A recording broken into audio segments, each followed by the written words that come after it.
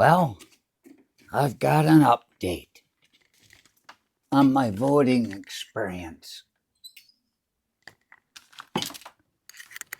I talked about this yesterday a little bit in that video I did called The Weaving. And I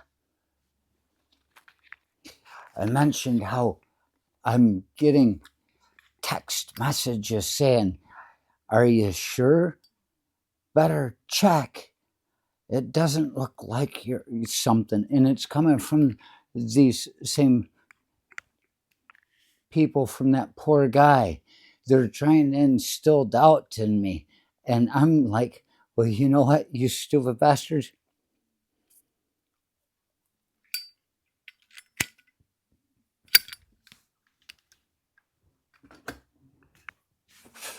I already voted and everything went just fine.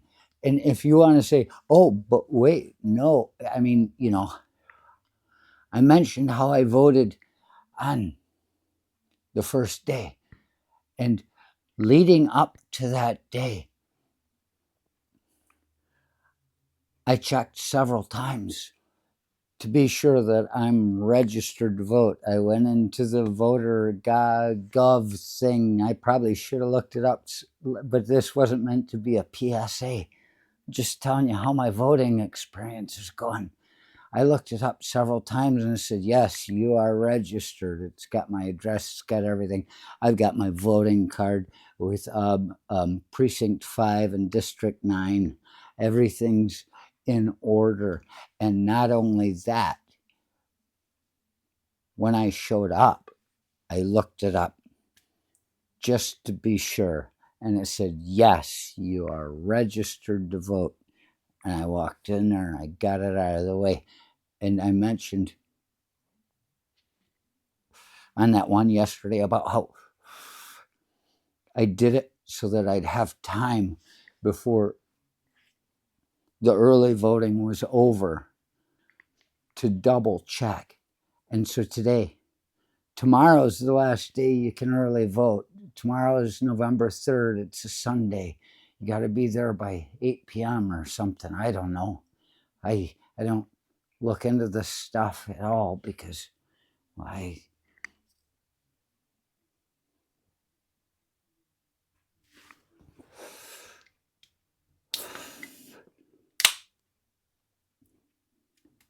and so I went back there today, the 2nd of November. I drove through there and I pulled in and it was peaceful just like it was the day I voted. I thought maybe it was because I was there right in the beginning. All the people hadn't had enough beers to get over their hangover and hadn't fired off enough shots to be ready for the day and get down there. So I figured maybe that's why it's peaceful. There were very, very professional people there. And there's a place where you can't campaign behind. You're seeing some of these things in Michigan where guys poking a woman in the head because he's wearing his cap. She's like, you can't wear it in here. He pokes her in the head. She slaps the fuck out of him. There's stuff going on. There are people spitting on each other. There are fist fights going on. Not where I was. The thing, that's the point, I suppose. If you only talk about the shit that's going awful, you don't realize how much of it isn't. That's why people from Africa are afraid to come to America. We think that it's all hell and warfare over there. They watch the news and they're like, this is a scary fucking place to be. I met a girl, an exchange student from Africa once when I was at Michigan State, and she was afraid to talk to me, and she confessed that she was happy that I was friendly. Why is it that people don't realize what a friendly guy I am? I just helped her because she was lost.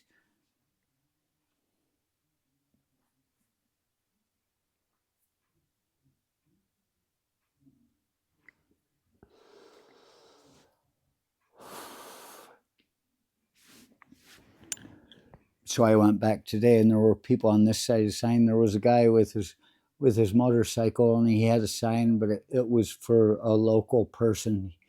And I parked next to him, walked by him, and I just looked at him and smiled, and he smiled back, because I'm not over there to be, campaigned to. I already voted. I got other shit going on. And so on this side of the campaign sign, there was a fine looking couple, probably about my age, but just for some reason, I think they look older than I do. They looked prim and proper. And I was walking by, and they started to talk to me, and I looked at them, and there was another woman off my flank that was walking in to vote, and they started to talk, and I said, I already voted, and I'm just checking on something. And they looked, and they were like, and you look at me, they think I'm one of them. And they've acted friendly, but I know I hurt their feelings, because if I told them I already voted, they might think, oh, he voted on our side.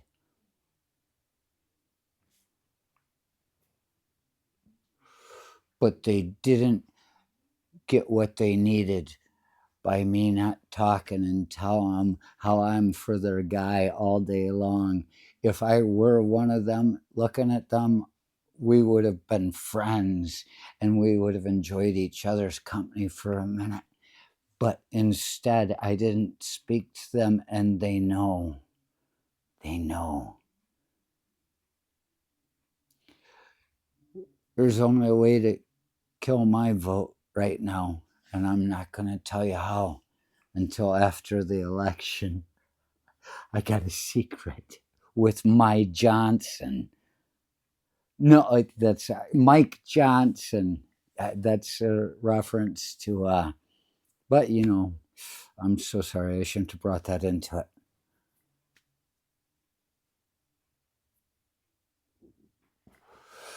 And I kept walking. That woman to my left that was walking in seemed happy that I redirected these people. I took the attention. I was her flag. And as we walked by, I turned around and looked at her, and I said, it's a little bit late to be trying to change somebody's minds when we're already here.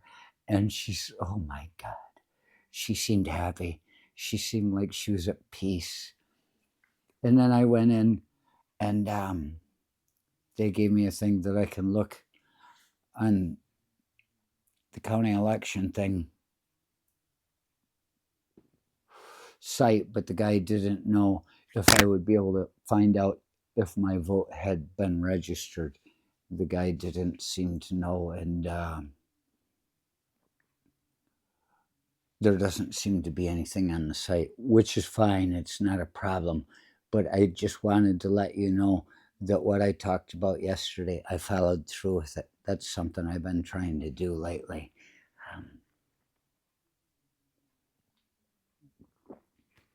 And I walked back by the guy with the motorcycle, and they said, he said, that was quick.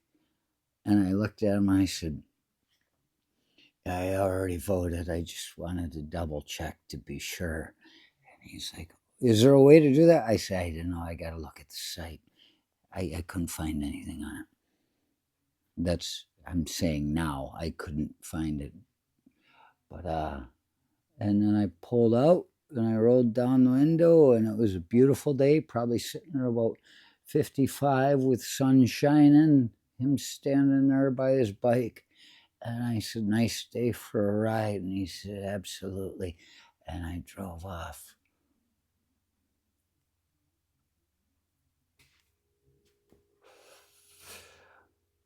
This is what they call proper planning, because I'm just trying to be sure. People are going to be talking about cheating. It wasn't about me. I've done everything right for this because this means something right now. I'm not just voting against that poor guy like I did last time. I voted for Kamala Harris and the idea that she does want to set a path, not just for 4 years, not just for 8, but for a future that can build off of what she's done. And every time they ask any of them, did you, even that Carrie Lake, did you lose the election? We're not talking about that, they say, because they learned to say something about the future from those Democrats. And they say we're not talking about the past, we're looking at the future. And for me, for them to look to the future, their future is built, it will be dragged back to the past. Time will be slowed, it won't be slowed. Time keeps going on, but they're going to hold us from going with that time forward. They're trying to drag us back. And it's like the next Back to the Future movie, only it's not called Back to the Future anymore. It's, Marty, we got to get forward to the past.